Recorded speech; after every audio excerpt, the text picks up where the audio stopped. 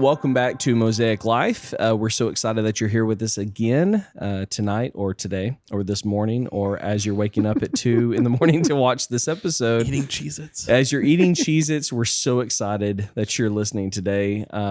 We want to welcome on the show today, Zach Paris is going to be in our conversation. And just giving a little bit of intro to Zach. He has been a brother, a friend, we really have, Sam and I have known him our entire lives. Yep. Yes. Because you've been here, you've been out, but even still connected with our community. And so he is a friend, a brother, a father, a husband. And so we're going to draw all these things out in the episode. And a quick drop, completely forgot about this, Simple Things was an album that you released. So he's also an artist as well. And so he can get into that. We literally are just going to go any direction you want. But one of his favorite songs, can't remember the name, but it's the one you and Denise sing together. Yeah. So anyway, it's called Take Me Away. Take Me Away. So I actually listen to that. It's not one you listen to when you're like raging out. It's one that when I'm in my truck and I'm just chilling, I listen to him and Denise. And so anyway, you can check it out on all major platforms and stuff. So I don't know where I was going with that, but I was just really excited. That was an amazing intro. Dude, that's the greatest. I want to meet this guy. Yeah, well, I want to meet him too.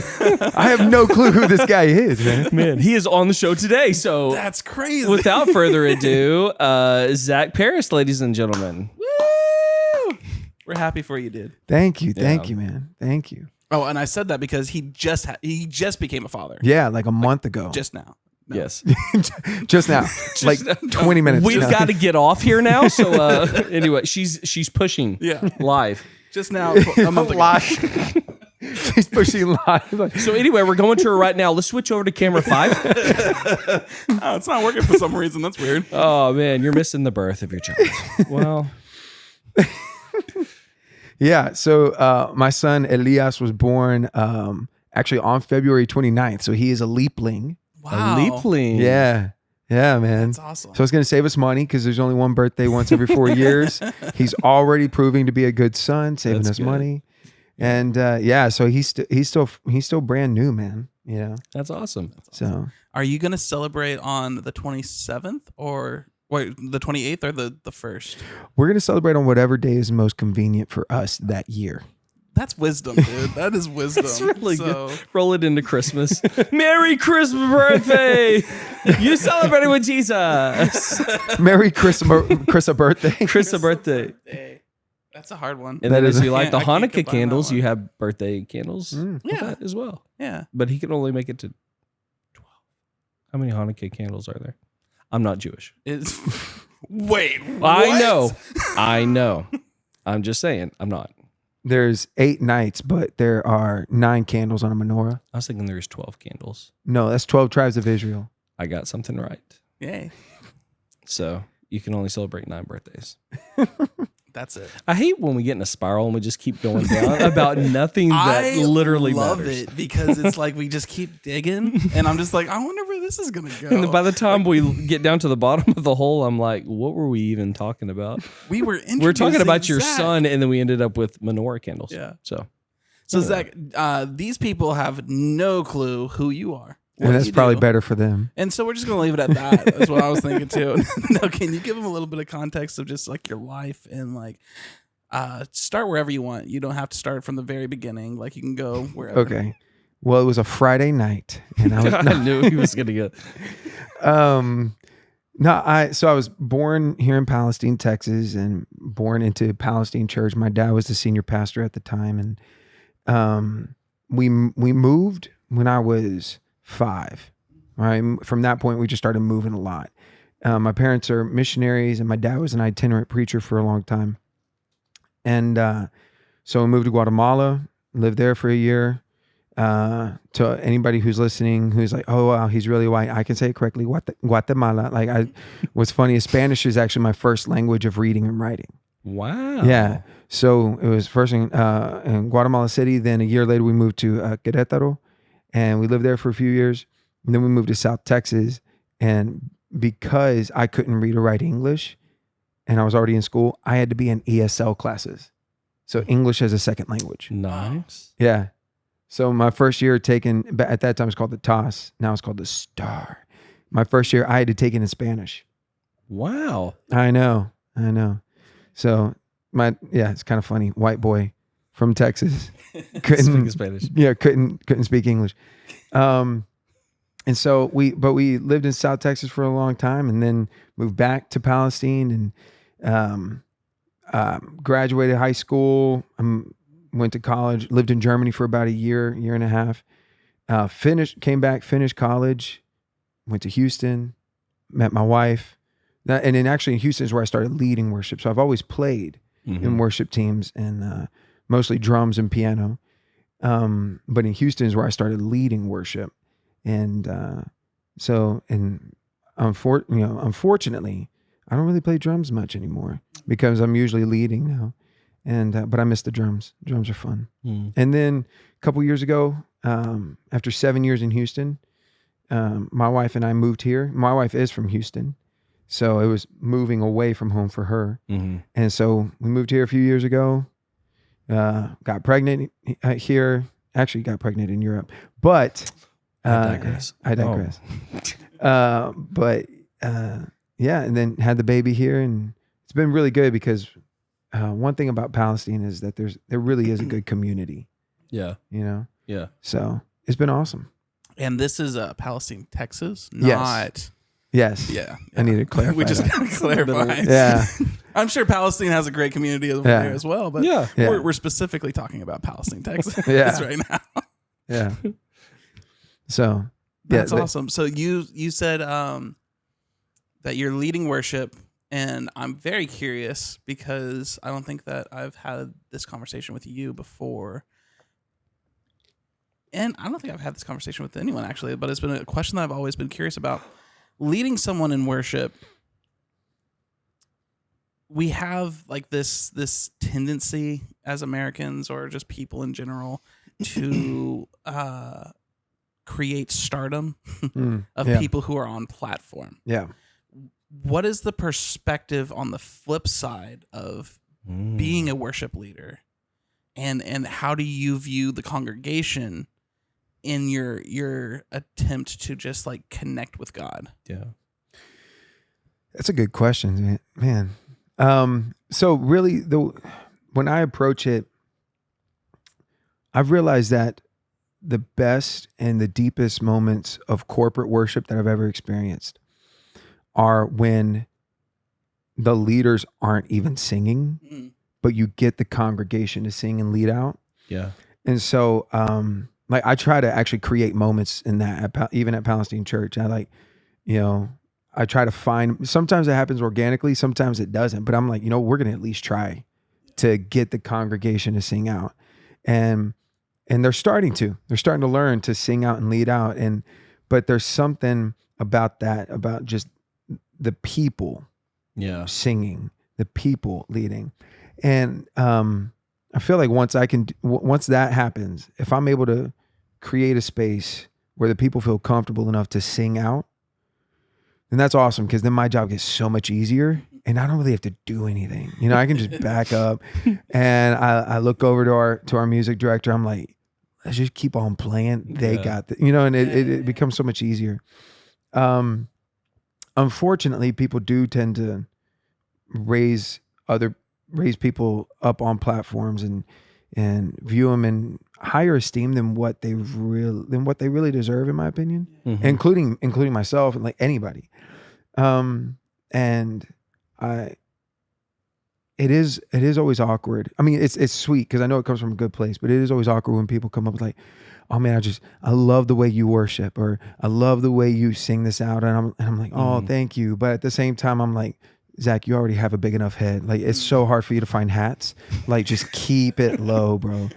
And there's a story of the Roman Emperor Marcus Aurelius, that anytime he would come back from a battle, there's be this big parade celebrating his victory, and he hired one man to stand on his chariot right behind him. And the man's only job, and this man was paid very well for this, the man's only job was to stand behind him and whisper in his ear, as everybody else is praising his name, to whisper in his ear, "You're only a man.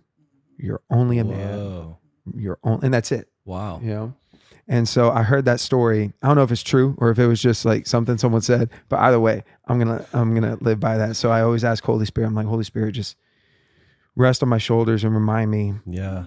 I'm only a man. I'm a man chosen by God, That's but so not good. because of who I am, but because of who God is. And So good. so My wife does that too. Keep me humble. Daniel, you're still a jerk. No, I'm just playing. And you don't even pay her. I know. She does it for free. What a wonderful blessing. lady. I know. dude, you're saving so much money. Being very frugal.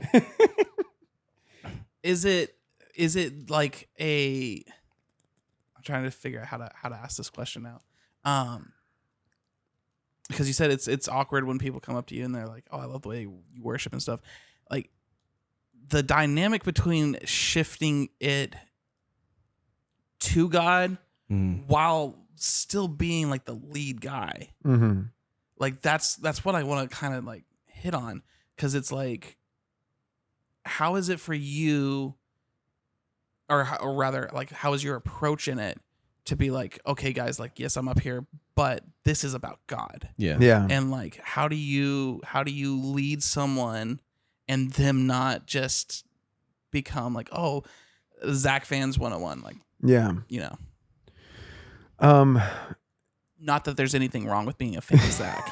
Yes. Really, man, and this is the most cliche answer, but it's really just about where is my heart in the moment. When I try to, I was talking with my friend Gideon Roberts about this, right? And y'all know Gideon, just an incredible worship leader. Yeah. And he and I were talking about it, and I kind of realized that we try to view it as we are the waiters serving at a table with Christ and his bride. Mm. And I don't want to flirt with his bride. You know what I mean? Whoa. Like, I don't want to be that waiter that's trying to hit on a dude's wife. Bro. Because then the husband will very rightfully get up and knock me down, as he should. Mm. And so really it's just, it's always about, like trying to portray the beauty of the Holy Spirit and the truth of the Holy Spirit among us. Because when you get a fresh revelation of Holy Spirit, then you realize that Holy Spirit is really guiding you to Christ. Mm. And then Christ is guiding you to the Father. Mm-hmm. Right? So if you can get them to capture and open their eyes to see the Spirit of the Lord moving around, then they'll see the relationship between the Father and the Son. Mm-hmm. And when you see that relationship, you just fall more in love with who God is. Mm. And so it's just about trying to capture the Trinitarian relationship. And a lot of times I do that through even the set list, and this is something that I tell young worship leaders, like that I'm coaching or whatever. I'm like, you want to make sure it's a smooth set list and it goes somewhere. And go with, they always say, well, what's the pastor preaching on? And that's always a good idea too. If you can connect everything, even better. But at the end, I always want to end any worship set trying to go vertical. Yeah. And so I always take the Lord's Prayer as like a good way of starting it off. He says, "Our Father who art in heaven, hallowed be thy name." Right? Holy are you, Lord. Like just worshiping him, just being like looking at his greatness, Yeah. So that's why it's pray. We enter into his gates with thanksgiving, into his courts with praise. So like praise songs are a good way of doing that. And by praise songs, I don't mean fast songs. I mean like songs that focus on the greatness of God. Yeah. And then, thy kingdom come, thy will be done on earth as it is in heaven. At that point, you're just recognizing God's sovereignty over everything. Yeah. Then he says, give us this day our daily bread. So then if you want to go into a song of petition, like God of Revival, it's a great song, but that's a petition song because you're saying, God, pour yourself out. Yeah. So then you can do that. But then he always ends it like, for thine is the kingdom and the power and the glory forever. So good. Yeah. So it's like you want to try to take them along, take the congregation along, and end it as best as you can vertical. Now, again, sometimes it's different. Sometimes the Spirit of the Lord begins to move and you go very intimate, and you can go into something like, Jesus, we love you, or, and like you can go into those beautiful love songs that's just so intimate. But I'm talking about just a typical Sunday. Yeah. We'll try to go and end it vertical and end it full of faith, because when you go vertical and their eyes, right, are lifted and they see Christ, and they're like, so good. So that was a very roundabout answer. No, that was good. I wanted to honor something in you, is that because we have the privilege of having Zach leading worship in our church. And when you lead on those Sundays, just in the like context of like a Sunday morning service, you always bring attention back to the Father. You always, like, even in your exhortations is what I'm tracking with right now. Like, you always go to the Word. You have like an example of something. You either have like a funny story or something like that. You get people engaged, and then you always point it back to the Father. So anyway, I just want to honor that. But I did have a question for you. Yes, sir. Okay, so kind of we're tracking in the area of worship. Why, and you can kind of start mulling and chewing on this, like, why is worship so important? What is worship? I mean, you can take this question any route you want to go. And then why do you go vertical with worship? So like, what is worship? Why do we do this anyway? And then like, what is the whole point of like going after God in that? Well, what's so interesting, earlier last week, I was thinking about this and contemplating the life of Abraham again. This is like my 6th time going through the life of Abraham. And so what is worship? The word worship just means to show worth to something. Even the word to adore, right? Even we have the word adorn. So like you adorn a crown with jewels, right? So you're showing the value of the crown by adorning it with something. So even to adore something means that you express its worth and value. And even the worship comes from worthship. How much is it worth? So I really do believe, like, talking about why we worship, one, the simplest answer, but the most true answer is that God is worthy, hence worthship. Yeah. But for us, and I hate saying for us because it makes it sound like worship is selfish. Yet, and so I'm not going to say but, yet, for us, because God, he does all things for our good, for his glory first, and then for our good second, because his glory is our good. Right. And so there is a revelation that happens when we worship in spirit and in truth. So you look at the life of Abraham, and I think it's, I want to say it's, oh man, I'm not even going to try to remember the exact chapter because my brain it can't think of it right now. Abraham chapter 2. Yeah, the book of Abraham chapter 2. That was brilliant. No, Abraham in Genesis, he's sitting under a tree and he sees God in the form of 3 men coming to him. Yeah. And what he does is he runs out there and he bows and he says, please come into my house. Let me cook for you, right? Let me prepare something. So he goes to his wife, Sarah, and he says, hey, look, get the best flour that you have and make the best cakes that you can make. And he goes out into the field and he gets the best calf that he's got. And it may not be the best in the world, but it's the best that he's got. And he slaughters the calf and he cooks it up. And so they're bringing the best that they have. Yeah. Right. They're to show worth to God. And it's interesting, in that moment, when they are showing worth to God, the Lord reveals something about themselves that they didn't know that they were capable of. Wow. He tells Sarah, or he tells Abraham, it's like, by this time next year, your wife will have a child. Yeah. Right. And she started laughing. He's like, why are you laughing? And she's like, no, I wasn't. Liar. I know you were, you know. That's the Zach translation. Yeah, that was about to say the New Living Zach translation. Yeah, the new Zach translation. The LVZ. Yeah. LVZ. Or, yeah. And just go with it. It will, yeah, it works. It works. Yeah, it works. It works. The V is silent. I was trying to think of what the Z is. The V is silent. I was thinking version. I don't know what is it. Anyway, we're taking away from worship here. Sorry, it's golly. But anyway, sorry, getting back to it. So, one, God reveals something to Sarah about herself that she didn't know she was capable of. She had no idea she was capable of producing life. But when she worshiped, God revealed something of her character that she didn't know. Wow. And then later on in the story, when God's walking out, he says, hey, should we tell Abraham our plans? And so they tell him what they're going to do to Sodom and Gomorrah. Abraham knows that his nephew Lot is there.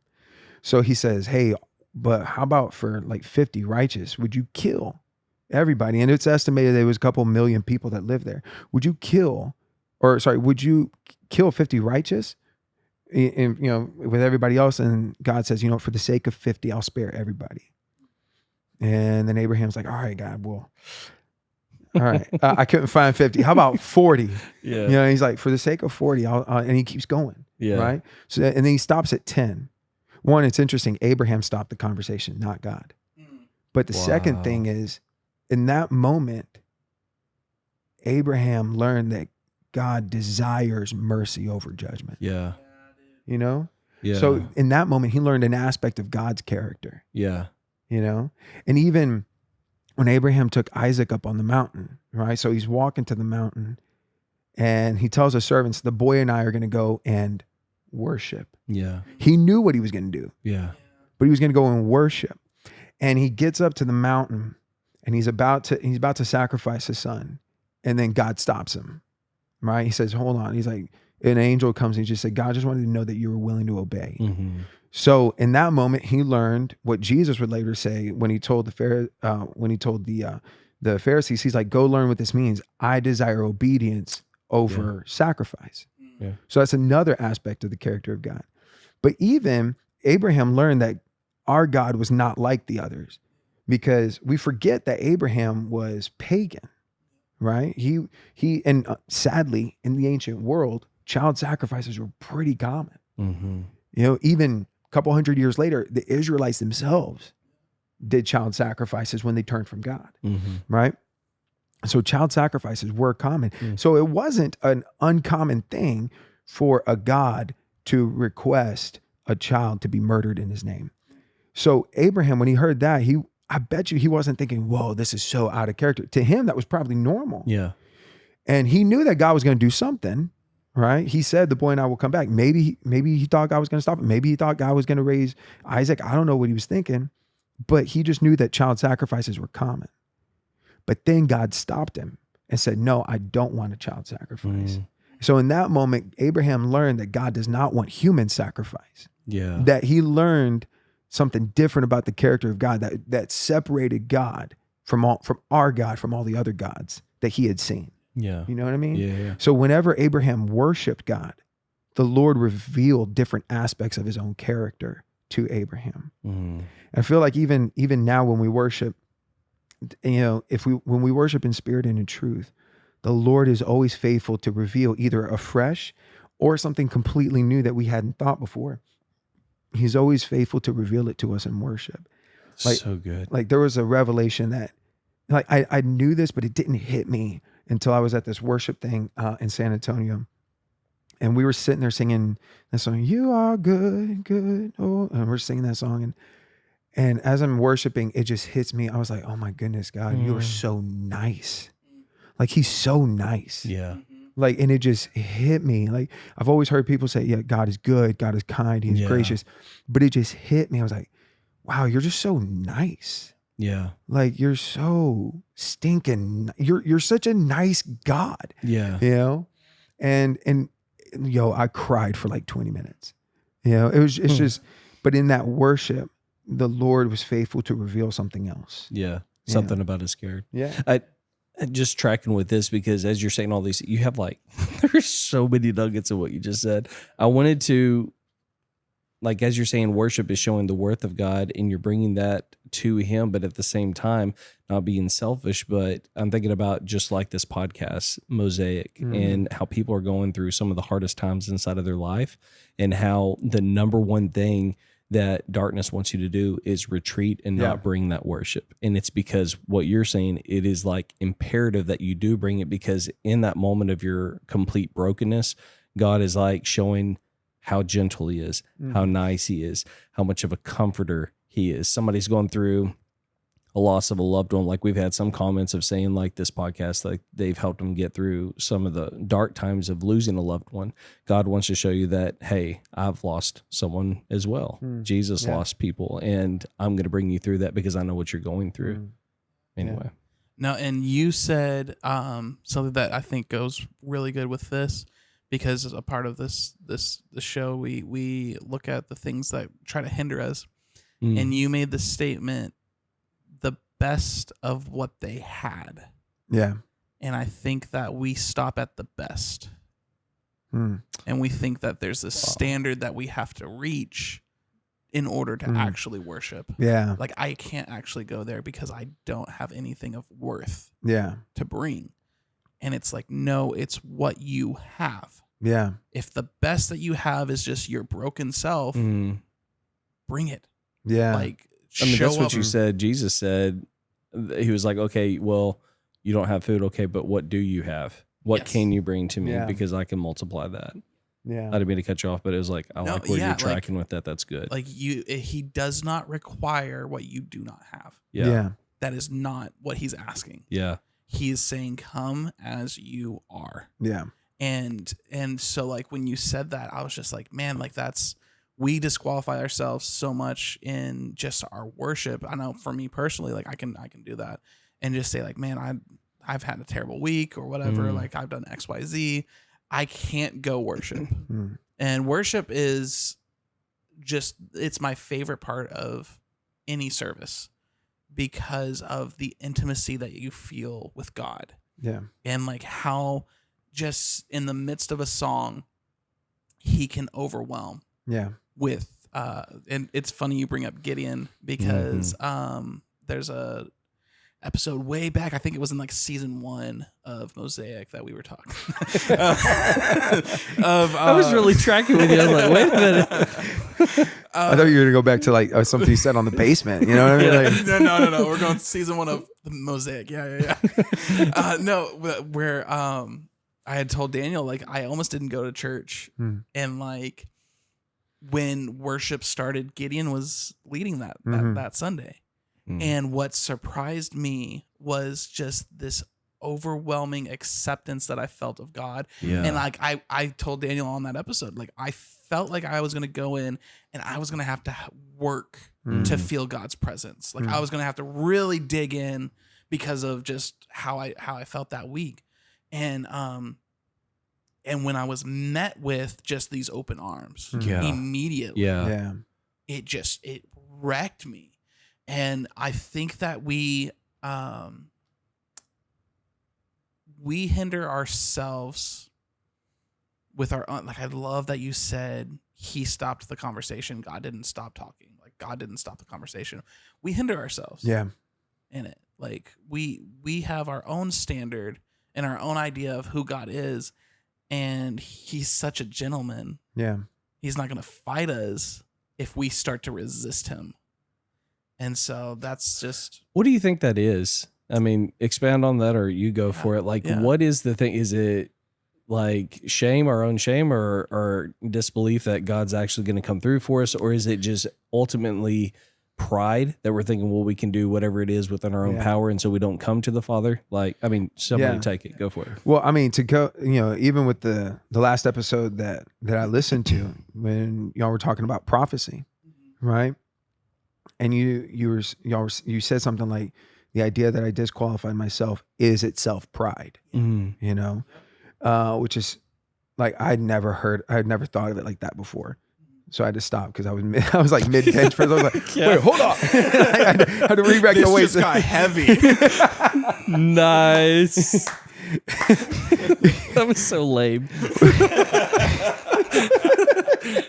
For those of you who, y'all don't, like, people listening, you don't know, I told Sam and Daniel that I listen to the podcast on Monday morning when I go work out because I feel like I'm there with my bros. You know what I mean? Because I don't have friends who want to work out with me, y'all. I don't have friends. So they're my workout buddies. Hey, Daniel will work out with you anytime. This episode of Mosaic workout sessions, I think we're having a new show. It's a new branch. But so one, y'all are talking about like, even the idea that we can disqualify ourselves is itself pride. Yeah. So a lot of it's pride. I also think a lot of it's just comfort.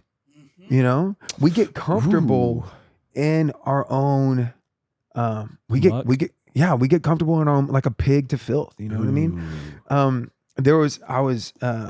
remember I was at I was leading at a church in Houston. Right? I was helping with this youth group, and there was this one kid. There was one kid who was singing, and this kid, no matter what, always just freaked out. And I remember he just stopped, and we were in rehearsal, and he just stopped. And instead of getting off stage, like, because I understand stage fright. I have horrible stage fright, by the way. I understand stage fright. Really? Dude, for real. Really? For real.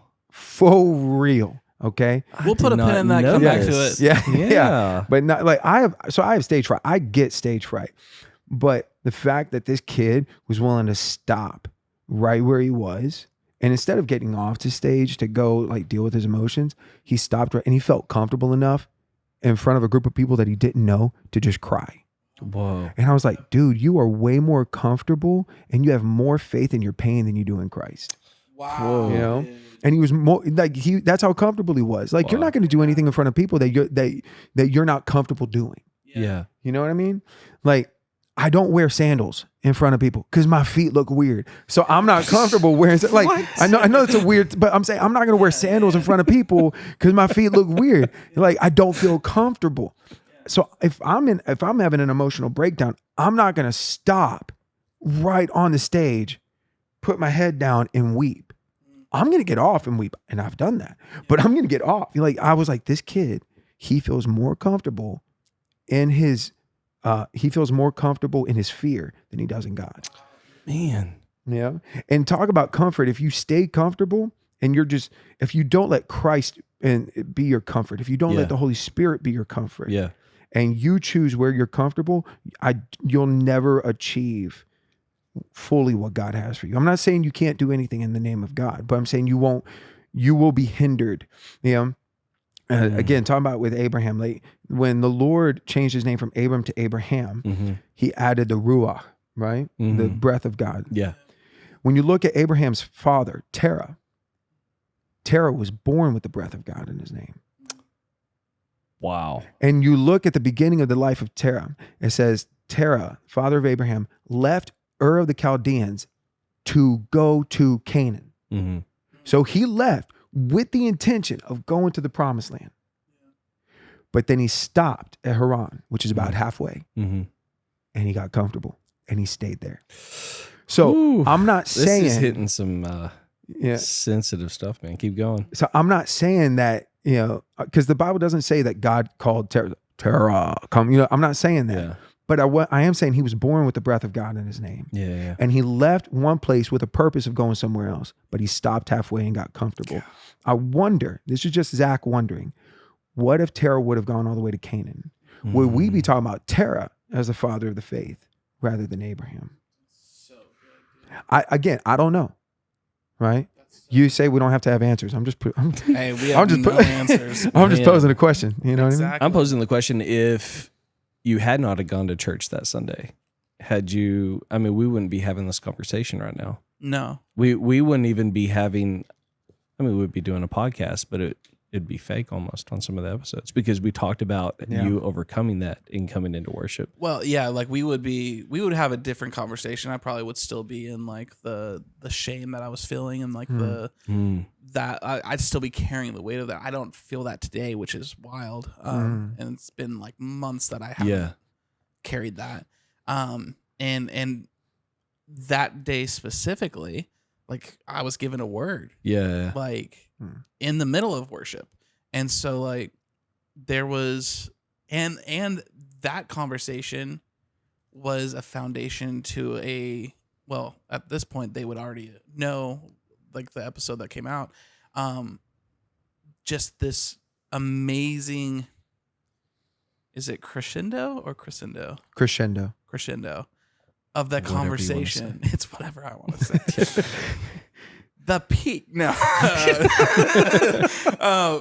of a conversation that me and you had that like God completely flipped on its head. Yeah. And so like without that context, Yeah. I think I'd be on the path, I'd be on the journey, but I wouldn't be there yet. You know, or at least where I am today. Yeah. And like you said, like you get comfortable in our pain, we get comfortable in our fear. Yeah. I got comfortable in my shame Mm-hmm. and like kept it like hidden. And it was the lies of no one else wants to hear this. No one else needs to deal with this other than me. Yeah. So like hide it, keep it to yourself. That's the lie that the enemy constantly just like brings to me is like, don't burden anyone else. And so, yeah, I think that I would just be in shame. There's trust involved in it. I mean, you think about like God is trustworthy. He is worthy of all of our trust. And to come, I mean, you just saying that, I'm like wrecked because I'm not going to be saying, biblical examples and all this other stuff. I'm going to say Daniel has done this. I've gone halfway and did not trust God and been like, I'm comfortable here. Or like you said, I'm comfortable in the muck. At least it's familiar where I know, all right, y'all ready for this one? So I'm okay with the Egyptian workload that I have. So at least I know I can stay right here because I can handle 3 whips on my back a day. I can handle this from the enemy. So at least let me not affect anything or even try and go for freedom, because I know the last time, and this may help somebody because I'm feeling the track of this. The last time you stepped out to try and receive freedom in an area, you felt like you went 3 steps back. And I feel like God's wanting to say, like, trust me and go all the way because I have so much more for you. If you would just like extend your hand out, I'm going to meet you at that halfway point. Yeah. Well, and it's trusting that God is going to meet you in the darkness, that he's already there, I mean, that was Abraham's whole life. I mean, he heard a voice of all the gods that his family served. One of them spoke back to him. Yeah. And he's like, all right, I'll follow. I'm not sure who it is, but I'll follow. And he just stepped into the darkness and God was already there. I want to hit on something real fast that you just said. And I don't want to blow past this. Yeah, go for it. And I felt this. Are you saying God was comfortable in the searching? That Abraham was comfortable? That Abraham had prayed to many gods. Yeah. One spoke back to him. Yeah. God is not afraid of you. This is a big word in culture today. Go for it. Deconstructing. Yeah. As long as you are searching for the one true God. Yeah. Yeah. And that, like, I just felt that so strongly when you said that. Like, God did not punish him because he was worshiping these other gods and praying to these other gods. God said, I will answer you. Yeah. Because you prayed to me. Yeah. And only one answered, and Abraham said, I'll go. So sorry to interrupt. No, I just felt that. No, that's good. And the truth is, I'm and again, I know deconstruction is a buzzword, I'm actually perfectly okay with people deconstructing. As long as deconstruction does not become your God. You know what I mean? Yeah. That's good. And good. But yeah, I mean, I went through deconstruction and all that before it was popular. I was a trendsetter, y'all. The OG. Yeah, dude. They're just posers. Yeah. These kids will never know. No, man, it was I went through at the end of my senior year of high school, I had been so hurt honestly by some of the people and some of the leaders on the worship team at Palestine Church at the time. And I remember I went up to Danny Rodriguez, who was the pastor. And Danny was always just like super supportive. Like, I love Danny Rodriguez. Pastor Danny, if you're listening, I love you. And I always have. But I remember I went up and told him, I was like, hey, I got to quit the team. But I quit the team because of my dad. Not that my dad hurt me, What it was I was doubting the existence of God. And I went up to my dad, and I felt like I was so scared to tell my dad, because I'm basically telling him, I was like, hey dad, you know the thing that you've given your entire life for and our family's life for, and we traveled around the world and we lived in crappy houses and we ate beans for 8 months straight because we didn't have any money. You know that thing that we did that for? Yeah, I think you're kind of full of crap. You know, like, and that's essentially what I felt like I was telling my dad. Right.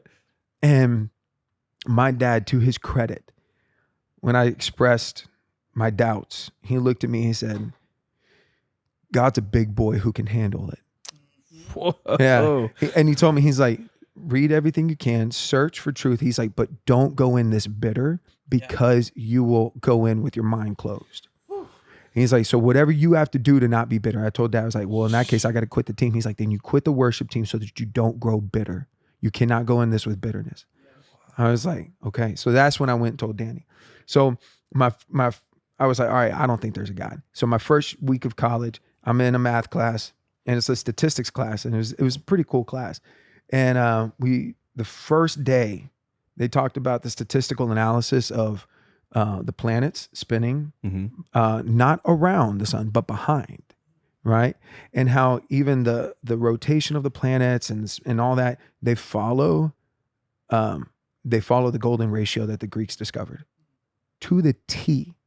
And if any of the planets in our solar system were off, it would disrupt our entire solar system and we wouldn't be here. Right. And like it's crazy. Like, you know, flowers follow the Fibonacci sequence. I don't know what that is. The Fibonacci He sequence. probably just made it up. It's too close to Happy Days. What was his name? Fonzie? The Fonzerati. The sequence. Hey, it follows the sequence. Hey. All right, keep making up words. I like this. So the sequence is essentially the sum of two numbers in the sequence make up the next number of the sequence. Okay. So 1, 2, 3, 5. 2 plus 3 is 5. 8, 13, so on and so forth. So that's the sequence. Okay. That flowers will follow the Fibonacci sequence. You know? So I'm sitting there, and this is an intro to like statistics in nature is what it was called, or something like that. And I was like, okay, there's no way this is an accident. Yeah. And so then I was questioning everything. I read the Book of Mormon. I read the Quran. I went up to Dallas and spoke with a Buddhist monk. I actually, there in Tyler, met with a Muslim imam there. Family super nice, bro. And then of course I also read the Bible, and I was sitting there thinking, I was like, okay, if there is a God, and there is, and his ways are probably have to be higher than mine, because I couldn't have thought of any of this, right? Then it stands to reason that God would, how can I say this? It stands to reason that that the religion of this true God would be one that makes no sense to me. Right? Because it would have to be something that there's no way man would come up with this. Right? Because man always wants to be in control. Going back to what we were saying, right? Like that pride, we want to be in control. In every other religion, it's, did you dress right? How much did you pray? Did you pray the right? Did you even pray facing the right direction? Because even in Islam, you have to face the correct direction in order for your prayers to be heard. You know? So like, did you pray the right way? Did you eat the right things? Did you do this? Did you do that? Did you do everything needed in order to obtain favor of God and earn your way into eternity? Whereas the Bible says, hey, you did everything wrong and you can't do anything right. Whoa. So I got you. So I'm going to take all of this onto my own shoulders. So good. And you rest in me. Yeah. You know? And I'm like, there's no way a man would come up with that, because men, we want to be in control, right? Yeah. And so I was like, well, that makes no sense to me. So that's got to be God. Yeah. And so that's how I came back. But then even after that, I deconstructed a couple more times, you know? And I just made sure I didn't deconstruct myself out of total faith, because I was like, first time I deconstructed myself out of faith, I was just being an idiot, you know? So I kind of like, when I was going through more questions, this was even like a year after Denise and I got married, you know, I'm still over there leading worship, but I told her, I was like, babe, I feel like I'm a Christian, like 5 days out of the week, agnostic one day, and possibly atheist the seventh day. Wow. You know, like I would just go through this cycle, you know? And now I'm like, okay, I am a Christian 6.5 days out of the week. Yeah. For half a day, I'm agnostic and I'm not sure what's happening, you know? And so I'm getting better. Yeah. And It's progression. Yeah. baby steps. So are you a Christian tonight? While we're, okay, What are we getting to so anyways. And but I was like, okay, let me just think about what it is that I do believe, and that I've always, like, just the core of what I believe. Yeah. And the core of what I've always felt. One, I've always been obsessed with creation, Mhm. like the origin of the universe, even the origin of myself, like my own creation. How did my parents even meet? You know, but like the stars and the cosmos and all that is so fascinating. And so I've always been interested in that. I think that's why I like sci-fi so much. You know what I mean? It's just this idea of being able to go into the cosmos and find the origin of all things. So I've been interested in that. I've always been interested in people's stories. Mhm. You know, that's why I like history. You know? Mhm. And so I just, Sam hates history. I'm gonna leave right now.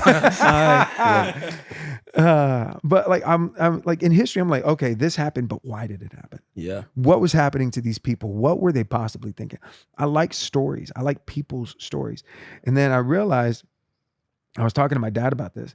And again, my dad helped me realize this. He said, Zach, you lapped yourself and you have come back to the two basic pillars of the faith, which is love God with all your heart, soul, mind, and strength, and love your neighbor as yourself. So I was like, okay, at the very least, no matter what I question, I still believe in an obsessive God who obsessively loves us. Yeah. And I still believe that people are worth loving. Yeah. You know? No, it's interesting that you were saying that all other religions, it's all about works. Mm-hmm. And we had a very interesting conversation the other day because Daniel was talking to me, and we were just kind of talking about Moses and all the different. It's a normal conversation. Yeah. So we just brought up Moses. Yeah, you and, know, we yeah. just have holy conversations all the time. No, it was I forget why you I'm had watching discovered. a show Oh yeah, that's right. You were watching the on Moses history show. that Sam loves. And thanks guys for hanging out with us tonight. No, yeah, it was you had mentioned that like the what's his name? His Moses' father-in-law, Mhm. like they worship Jethro. other gods as Jethro, well. yeah. Mhm.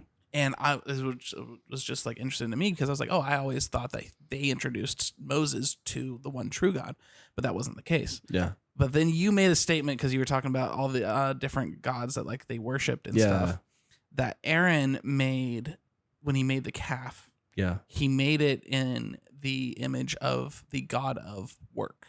Mm. And I said, that's very interesting to me because in the absence of God, we start worshiping our work. Ooh. Yeah. And it's like Preach it. we Come on. go into this, what can I control? Yeah. Mhm. What can I earn? Yeah. How can I make the difference? Because God's not showing up. At Mhm. least that's what we perceive. Yeah. And so like God is very comfortable in the silences. He's very comfortable in the stillness. We are not. Yeah. And so we try to fill that where he just wants to simply be. Yeah. We say, no, I need to be this. I need to do. Yeah. And it's like, no, just remain. And had they just remained, the promise was on its way. Yeah. The guidance was on its way. Yeah. But they said, no, I'm going to work Yeah. and I'm going to make this happen for me because I need something different than the pain that I'm feeling Mm. and the abandonment that I'm feeling. Mm. And so that's very interesting how this God that we serve is saying you can't do, Mm. you can't achieve. Yeah. Even your best work Yeah. is filth. Like, Yeah. I mean, Yeah. if you want to go into the exacts of what he says, it's disgusting. Yeah. But that's your best work, Mm. not just like your mediocre. Yeah. So When I think anytime you have an opportunity when you have like a silent season or whatever whatever you want to call it. Like if you're in this journey and you're like waiting on an answer from God, or God's working something and forming something in you. And we've talked about that on other episodes of like, even in the quiet seasons, God is forming something in you. And I think you said this, like in one of your exhortations, like God fashioned Eve and he was forming Adam, and God does his most intricate work in those seasons where you feel like he's not speaking about anything and he's actually building something in you that's like precious that you don't want to let go of. And the temptation is just like the children of Israel, that they want to, and it's not just a calf, like in our own lives, there's an opportunity for an idol to come up wherever that is. And so like, where you have this idle season, or you feel like the season is super quiet where God's not speaking to you, resist that temptation of putting an idol in that place of where God should be, whether it is work or whether it is, and I mean, we may step on some toes, but like even with like family or that time that you want to spend with your family. Because as a new dad, I mean, your son is like your whole life right now, but then it's like, I'm not hearing from God. And so I'm going to go 150% the unhealthy side and just pour into being the best father that's ever lived. And I've been at that place of being like, well, God's not speaking to me during the season. I feel unfulfilled. So I'm going to find fulfillment in being the best father, the best husband, the best pastor, the best. And God's just like, stay here for a moment because I'm bringing you some guidance. If you just trust me for a moment, because I want you to do this. You know, I'm blessed enough to have Denise as my wife, because I was asked to go lead worship at a bilingual conference in Nebraska, and I went, and it was awesome. But the conference took place about 2 weeks after my son was born, and I knew it was going to take. And this is before he was even born. And I remember I was like, I don't know if I want to go. I mean, like, he's only going to be 2 weeks. I want to be there. Mm-hmm.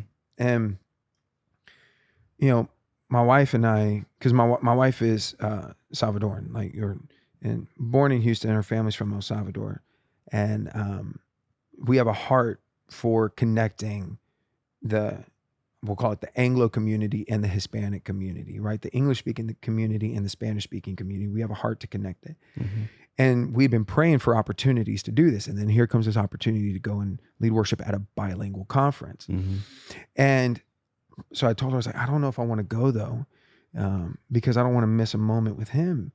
And she said, honey, we've been praying for God to give us an opportunity, and now you're not going to take the opportunity. Oh. And she's like, we will still be here praying for you. She's like, go. And she was the one who pushed me to go. You know, and of course it was difficult. I'm sitting like, it was a horrible flight, right? horrible, wretched flight. I don't even want to get into the details. Someone tried to rob me when I got to Nebraska. Yeah, dude, it was horrible. And the entire time I'm like, I know. Was it Matt? Did Matt try to rob you? Was it the children of the corn? Every time you say Nebraska, I equate it to corn. So anything with corn. Yeah, that's good. Anyway. That's funny. That was good. That was a good one. Oh, thank you. But I'm just, and of course the entire time I'm like, oh, my son, I miss I miss my wife, I miss my son. But anytime I would FaceTime with Denise, she's like, look, we're fine. Don't worry about us.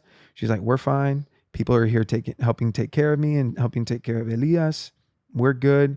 You go do what God's called you to do and come back and tell me about it. I was like, all right. Like, so, you know, I'm lucky to have a wife who's pushing me to do that. But it's something that as you were talking, I felt something like a prompting from the Lord for you, Sam. And that is, whoo, here we go. I don't know if I'm ready for this. You're ready. I don't even know. Like, honestly, I'm very nervous to say this. So if you want to edit this out later, you totally can. I'm just saying that alone. He's purposefully not going to. I shouldn't have. What's up. You could totally miss it, and he would edit it out. All right, here we go. I don't know everything that's happened in your two divorces, nor do I have to know, because quite frankly, it's none of my business, right? But I want to encourage you in this. Before God gave Adam a wife, he gave him a calling and he gave him a job, right? And I feel like for years, you've been using the giftings to help prop up other ministries and other people. When the truth is, you've always had a calling on your life, not to abandon other ministries, but to also pursue your own ministry. And I think this podcast, along with other projects that God's put on your heart, are your ministry. And it's for you to lead, not for you to prop others up to lead. So one, I don't think you've been walking and I don't think you've been fully walking and pursuing the calling that God has for you, because you're like me, you want to be in the backgrounds. It's so much, it's comfortable, man. It's comfortable in the backgrounds. But Adam walked out his calling before God gave him Eve. And the second thing is this: Adam was sleeping and resting when God gave him Eve. Bro. God put him to sleep and he said, rest. He was like,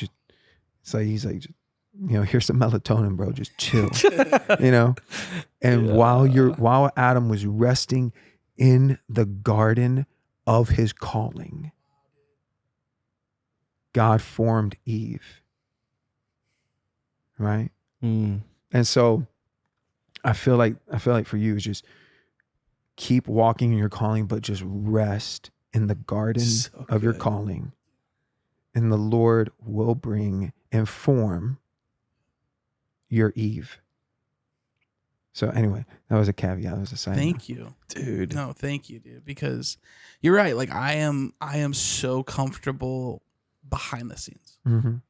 Like it tracks with a word that I received at one of the gateway services that I sent to Daniel just not too long ago, Mm-hmm. of a pastor telling me, like, you're not just meant to support. Mm-hmm. Yeah. And that is where I've gotten comfortable. Yeah. Wow. And I've stayed in, this is what I do, I support. And even in this season of trying to like rebuild my income and like searching for jobs and stuff, I've looked at like supportive roles. Mm. And just being like, okay, well, I can edit your podcast. I can produce this, and I can consult for you in it. And so like that's just like a default of me, of just like trying to going into like the Enneagram stuff. Like I'm a 9, so merging is a thing. Mm-hmm. And so like I can merge with someone else's vision. I can merge with someone else's desires. And I have a real hard time voicing my own desires and voicing what like I feel like my vision is on things. And so no, that was tracking 100%. That's so good. Yeah.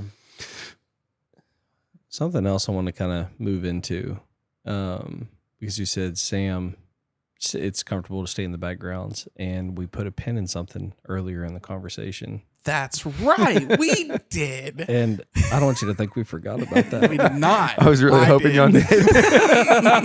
Nope. Because this is going to be so encouraging for the Mosers, is that this is live right here with you. We're live. We are live. We are not live.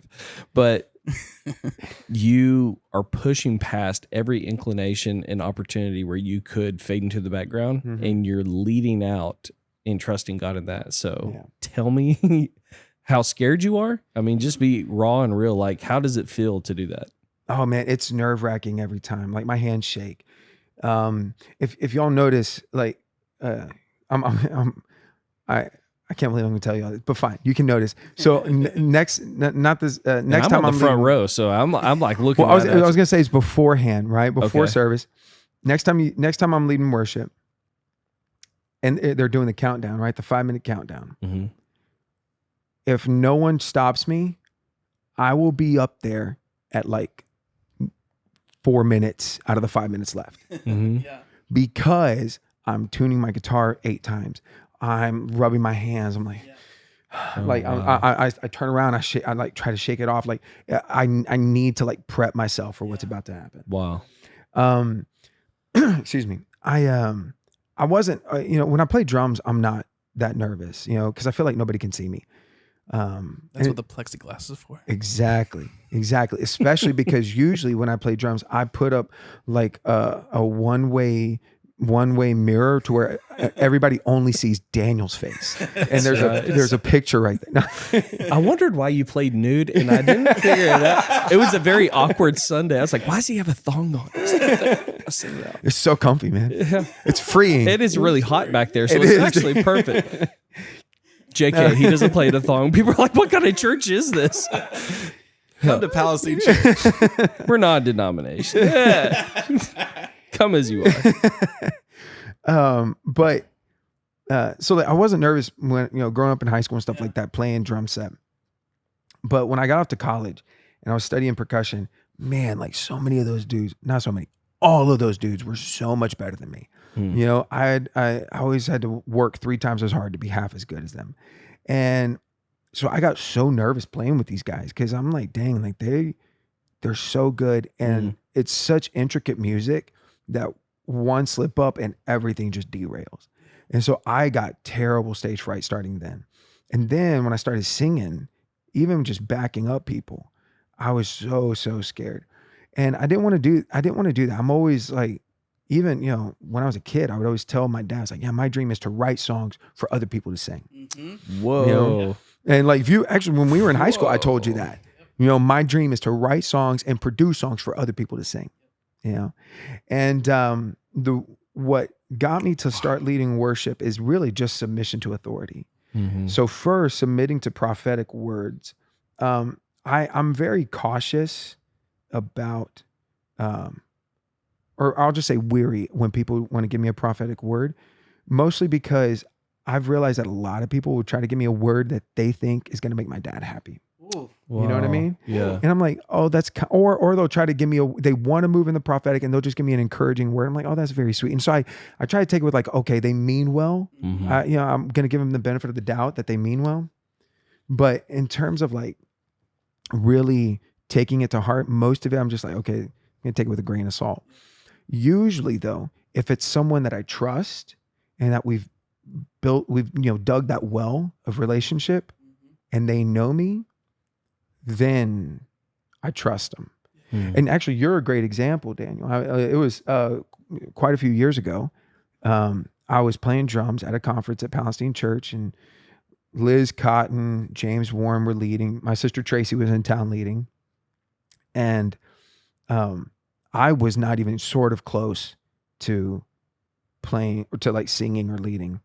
I was playing drums, and you came up to me afterwards, and I still remember because it's one of those prophetic words from a friend that I took to heart. And you said, and I could tell you were nervous to say it. So I was like, okay, I think he's right on because he doesn't really want to say it. Right. And you said, Zach, I see you playing different instruments and bouncing around from instrument to instrument. But in every instrument you're playing, I see a light coming from your mouth. And I see it penetrating the darkness of people's minds. And you said, so I don't know what that means. Maybe it means you're supposed to lead. I think that's what it means. And you said it like that, and you were kind of hesitant because I'd never led worship at that point. Wow. And so I really took that to heart because one, you'd dig a well of friendship, and I trust you, and I trust, the Spirit of the Lord in you. And so that's a prophecy I took to heart, And then another one was Joaquin Evans, right? Before he started Bethel Austin, he came in from Reading for a Jeff Collins conference, and I'm playing piano behind him. I wasn't even singing. Again, I wasn't even singing. Like Barrett was singing and everything, and I'm playing piano. And as he's preaching, he stops and turns around, looks me dead in the eye, and says, "Stop letting your fear hold you back, because God's called you to lead worship, not just be in the backgrounds." Wow. And then he turned back around and kept preaching. Like, this dude doesn't know. Now I know Joaquin. Yeah. I know Joaquin and Renee well, wonderful couple. And but at that time, that dude didn't know me from Adam, bro. Yeah. And he just Read your boom. mail. Yeah. And I was like, That's so awesome. and so I'm sitting there, I'm like, I'm like trying to hold back tears. And so I had a few prophetic words. So one, I was like, okay, if I believe in the gift of prophecy, and I do, then to those I trust, I need to submit the word to God, but also be willing to submit myself to what they said, if God proves it true. Bro. You know? And so that was the first thing. And then the second thing was I was getting ready to move to Houston. I felt the Lord strongly say, move to Houston. And he said, move to Houston and work at this church. It's a big church there in South Houston. It's called Grace Houston. And he said, work in this church and you're going to serve. And he said, he didn't say serve. He said, submit to Myra and Melky. It's a couple who used to be there. She was the worship leader. Submit to Myra and Melky and Derek. Derek was the music director. He said, go to Grace and submit to those three people. Yeah. I was like, okay. So I go, I'm playing guitar, and originally I was playing like percussion stuff. And there's a lot of drummers in Houston. Man, you can throw a rock and hit 10 good drummers in Houston, bro. They are everywhere. Houston's got amazing musicians. And so I'm playing like a lot of Latin percussion stuff. And then they found out I could play acoustic. So I played acoustic Wednesday. And then Derek was like, okay, you're now the acoustic player because I like how rhythmically you play. I was like, okay, cool. So for a couple months, that was me. I was just the guy on the acoustic in the background, just worshiping and learning more about leading a band. Derek Battle's an incredible leader. And Myra, the worship leader, she came up to me. She says, hey, I heard you singing like during worship. I was like, oh, I'm sorry. Like, cause I'm very loud. I'm trying to keep it down. Yeah, pretty much. Yeah, it's exactly. Cause I'm like, she's got in-ears and she can still hear me. Like she's got in-ear monitors. That's how loud I am. And so I was like, oh, I'm sorry. She's like, no. You're going to start singing on the worship team. Whoa. And I was like, no, I'm good. And she's like, no, Zach, you're going to do it. And I remember the Lord said, submit to them. So I submitted. And she started pushing me to start leading out. But I was still nervous. I remember, man, first time I led a song at that church was on an Easter Sunday. And I go out to put my microphone stand, and it's a big church. The building holds maybe about 10,000 people. And I'm looking at the first service, and there's probably 4,000 people already there, still coming in. And I'm like, and I get, and I'm singing the first song, bro. Like I'm the one welcoming these people. I'm singing, and I'm like, and I go, there's a bathroom in the green room, and I go to the green room, the bathroom, and I just throw up, bro. I hurl. And so I'm like, oh, but man, you did it. I You did pushed. it. I pushed through, and I sang it. And I was like, in between services, I'm like, I'm not going to eat anything. They always provide breakfast, right? I'm like, I'm not going to eat anything. I'm not going to drink anything. No, I don't want to throw up again. Put my mic stand out there for the second service. There's even more people. I still throw up, man. I'm sitting there. I'm like dry. I'm like, what is coming out of me? Like I was so terrified. And man, I still get really nervous, Man. I still get really nervous. But again, that's why I like to get the congregation singing. Because if they're singing, then I don't have to do it. So it's really selfish is what you're doing. From now on, I'm not going to sing. Like, Zach, you do it yourself. That's so great. No, dude, there's something to like what you were saying about like rubbing your hands and stuff. So I have a lot of social anxiety, and not a lot of people know that. But I do. More people know that now. They know that now. And that's like, if you look at me on Sundays, I have at least my hands in my hand, and I am either pressing on my fingers or I'm trying to ground myself. Yeah. In it, because like you said, like there's something about being present that like defeats that. Like, okay, I can feel my feet on the ground. I can feel like the AC blowing on me. You present yourself, so then you're not in your head. You're not freaking out internally and stuff like that. And so I do a lot of that. But it's crippling, man. Like to have that kind of anxiety and that just inner monologue. Yeah. I don't know if that's how it is for you, but that's how it is for me. Yeah. And so, and I mean, I always have to go back to what God said to Josh was like, be strong and courageous. It's interesting in that moment, right before he goes in, to battle, God tells him, be strong and courageous. Yeah. And then he says the same thing, I think it's to Jeremiah later on. Like the prophet, he says, be strong and courageous. It's so interesting. He doesn't say be strong and fearless. Yeah. Whoa, say that again. Yep. That was so good. And I'm not trying to give a pass that it's okay to live in fear. Yeah. Because perfect love casts out That's right. fear. Come on. But the thing is, if you're to be strong and courageous means that your strength comes from the Lord and you're willing to push through any fear that you may feel in the moment to seek the face of God. And then when that happens, then eventually the fear leaves. Because again, if you watch on Sundays, I'll start off super nervous. I will. My hands are shaking. That's why I say jokes to try to calm myself down. It's not even for anybody else. It's for me.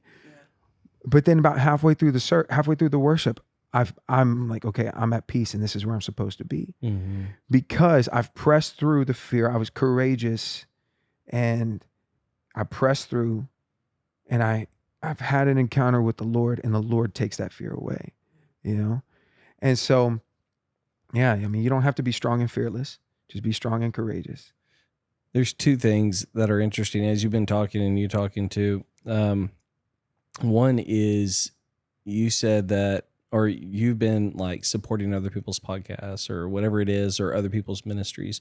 You just wanted to be in the background support. And it's always like, I want to write songs for other people to release. Personally, like my creative side, Sam knows this, like I have even said, I would like to write movies and stuff like that and have ideas, or commercials was one fun thing because I love the humor and stuff, or the dry humor, and I want to give that to somebody else to produce. And it's like we always discount ourselves or disqualify ourselves because we feel like we're unworthy or we don't have enough talent or whatever it is. And I think it's important here was the second thing, is the importance of community, because if community hadn't pushed you to be like, you need to be doing podcasting, which Miller had pushed you at that very last moment. He was the last voice. So shout out to Miller Warren. He was like one of the ones that was like, you really need to pursue this. If you hadn't had that woman in your life, or even anyone else in your life to say, you need to do this, it's like community, brothers and sisters around you is what I'm getting at. Like the importance of having moms and dads in your life, brothers inside your life that are going to say, listen, I hear what you're saying, but I'm going to honor the Jesus in you. And I see that you can go a little bit further. I see that you're tracking right, but push you a little bit further. Yeah. So some of y'all that are listening out there, like, don't stop just because you're like, well, I feel this, or maybe I have this talent or something, and so I think I can go this far. I would challenge y'all to submit it to like 3 other brothers or sisters, or submit it to your spiritual mom in your life and be like, here's my dream and this is what I'm thinking about doing. Because more times than not, you've called stuff out of me. The pastors have pulled stuff out of me and been like, yeah, we hear what you're saying, but I think you need to go here. So yeah, that's good. And excuse me. And I think it's always important to also have your spiritual fathers, but to anybody listening, also you need your brothers in the trenches with you, right? Yeah. Joshua had Moses, but he took the land with Caleb. You know what I mean? Good word. And so like you need your Calebs, you need your people next to you, like the guys who are in the trenches with you. You know what I mean? And excuse me. So like I got that in y'all and James and Joel Miller. I have those guys in the trenches. Yeah. Who are going through what I'm going through, have gone through what I'm going through, and are like sort of at eye level with me. And like, dude, Moses. It's interesting because Moses was still on the mountaintop, right? Like the story where Moses is holding his hand. Yeah. And when he did, Joshua was defeating the Amorites. But who was down in there with Joshua? It was Caleb. It was the rest of the army. Yeah. You still need the Moses, the spiritual father on the top, who can see things from afar, right? Who has more experience, and can see things from further away, holding up their hands in prayer for you. But you need Caleb in the battle with you. Yeah. You know what I mean?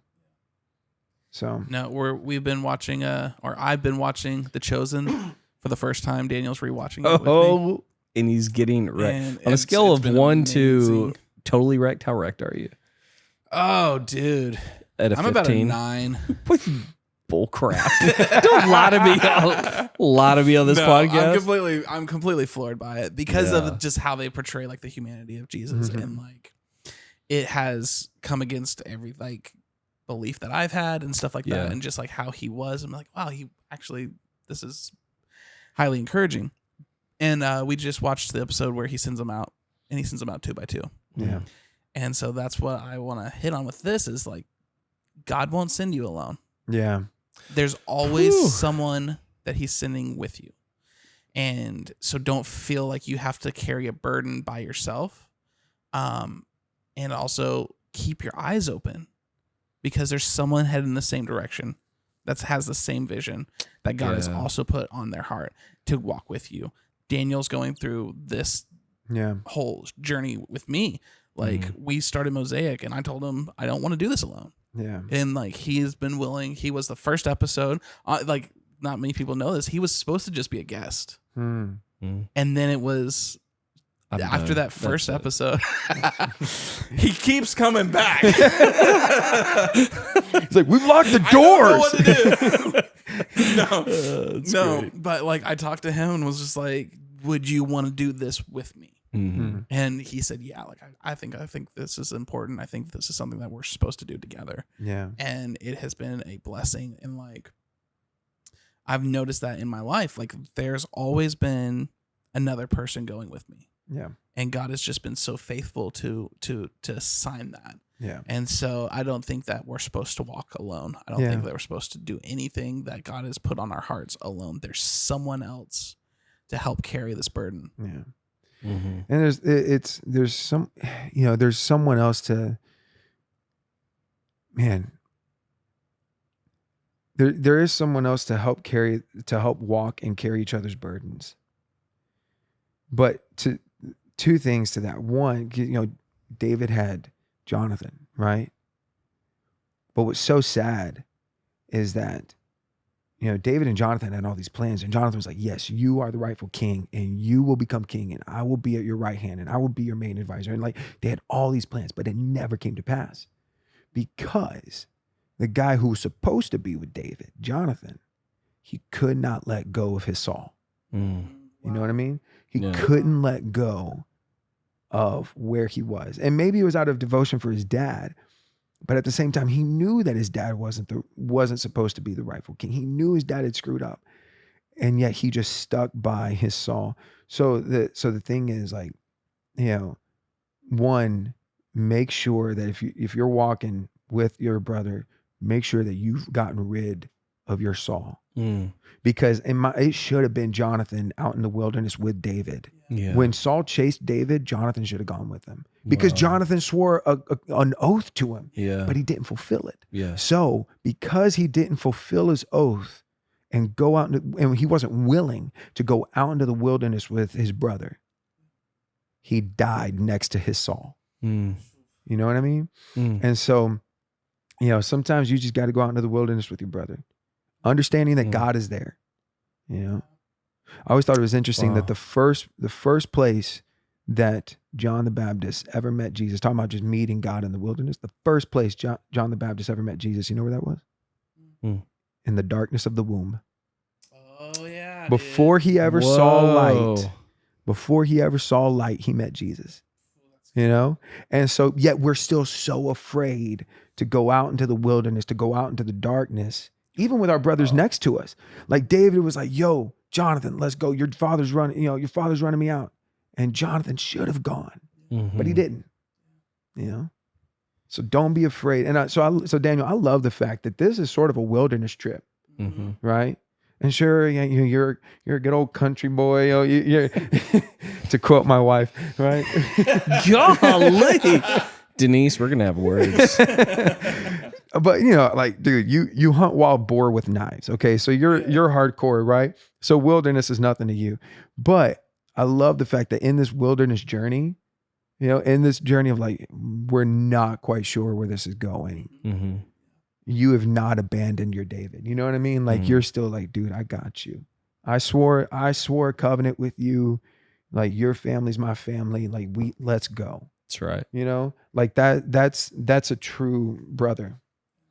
in law. I still remember the first 2 episodes.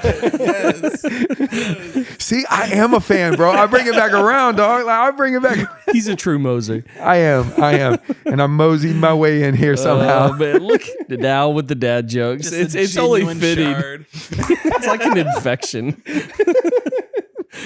Oh man. I didn't have anything. Why are you looking at me?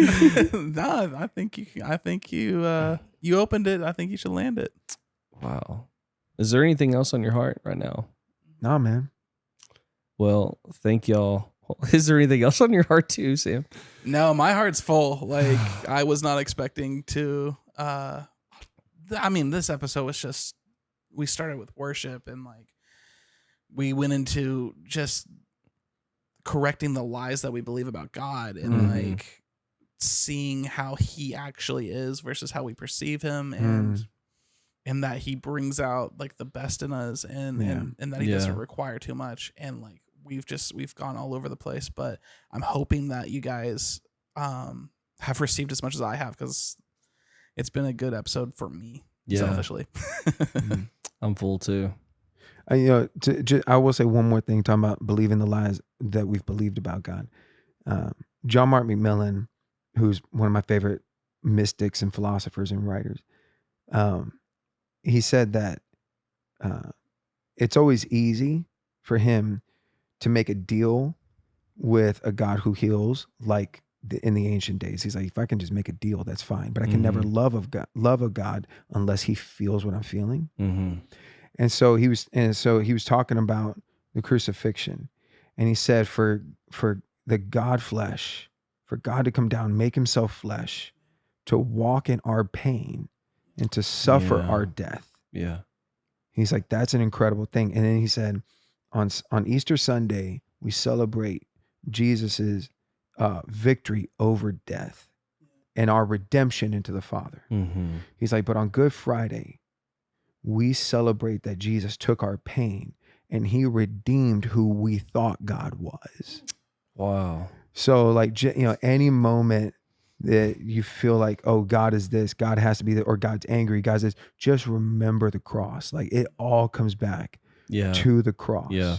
That on that cross, Christ redeemed who we thought God was. That he was no longer distant, but he's here. He is Emmanuel, God with us. He is Jehovah Shammah, the God who is always there. So good. You know what I mean? So good. Just like, do you have anything else? No, except this complete chest of gold. Well, thank you all for joining us today. This has been such a rewarding talk. And like you said, we started out with worship, and it's just so funny how God takes us through this entire journey. I learned more about the Fonzarelli sequence or whatever you said. The Fonzie sequence. But joking aside, I thank you so much for being on here, being vulnerable, sharing your journey that you went through, because I think it's encouraging to our listeners that they're going through the same journey now. So we'll see y'all next week. Thank y'all so much. You always do the peace sign, so I thought I would...